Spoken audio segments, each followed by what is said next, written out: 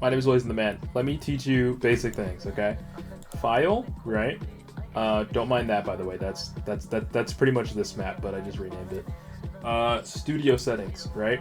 Rendering, very important, very important.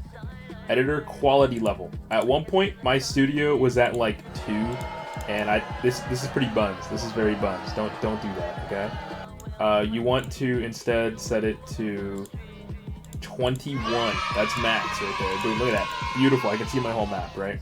Now, this will depend on your PC.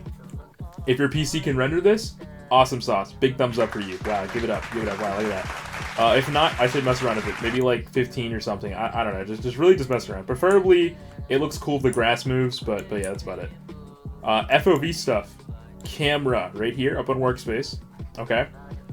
Usually studio set to 70, right? This guy killing this guy, if I take a little photo, it looks kind of weird, you know. It doesn't look very awesome, right? It doesn't look very awesome.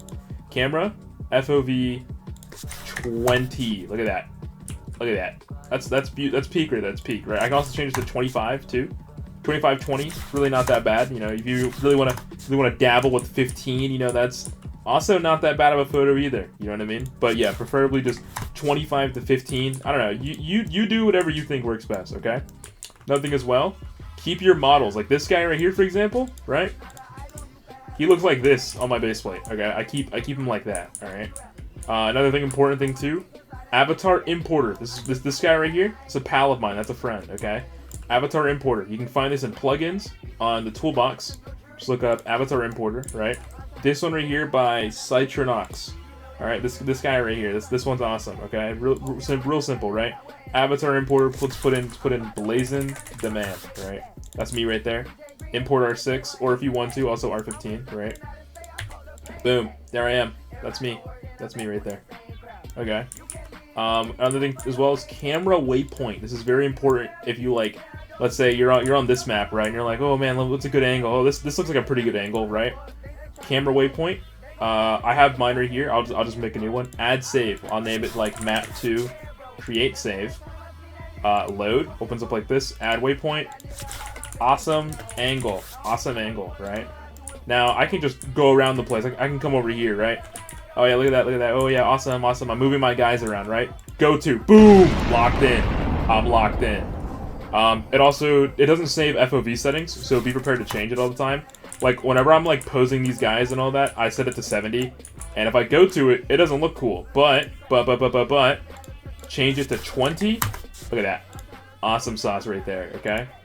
Yeah, that's about it. Now, editing photos, right? I use a website called pixlr. Pixlr right here. Pixlr. Okay? Let's open this up. Pixlr editor, right? I use the advanced editor. There's all my projects and stuff, you know, all my projects. I have some textures and stuff too I leave in here if I want to like change the brightness of it or something, you know, cool stuff, right? This is one of the photos, right? I go to adjustment, I go to brightness and contrast. You can mess around with the contrast, you can mess around with the brightness. I don't have my old high school account anymore, so I don't have access to Photoshop for free, and I really don't want to pay for it because I'm broke. But yeah, that's that. If you do set the brightness, for example, to like 4, it looks like that, right? But if I change my brightness again and I add on like 14, it's not the total, it's just going to keep showing that like it's at 0 again. So I'm just adding 18 on top of 14, you know what I mean? I mess around with brightness, temperature and tint, and hue and saturation. I do not do anything with vibrance or anything else, just those 3. Brightness and contrast, temperature and tint, hue and saturation. Filter. Details, sharpen, and blur. And then you can also mess around with the vignette settings as well. And that is how you get awesome, cool, awesome photographs. Okay? So remember that. You need to change your graphics, your little graphics thing, to 21 or minimum, give or take. You need to set your studio FOV to about 25 to 15, depending on what you want. And finally, install avatar importer and camera waypoint for your plugins, and you're pretty much good from there. All right, I believe in you guys. You can also make cool, awesome doohickeys and things. Okay, so while editing, I completely forgot to talk about the screenshot button right here. This is very awesome and important. It takes a screenshot of what is essentially just here. From here to here, this is my screenshot. This is my photo.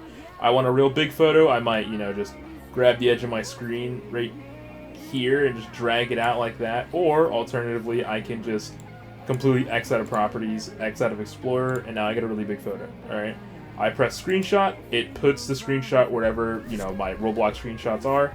I bring these back. Now we have the smaller photo, screenshot. This works really well with camera, for example. Let's put my camera FOV to 20. Get a cool little angle for this guy, right? Just like right here. Oh, whoa, that's the base plate. Look at that, for example, right? That's a cool little photo of this guy. Press screenshot. Boom. Now I go to where my screenshots are out on my PC. 1, 2, 3. I got a big photo. I got a wide photo. I got a nice little whip on, and then I got a nice little other photo. But yeah, that's that. It's very important. I prefer it more than snipping tool or any other methods that somebody might use. Yeah, that's that.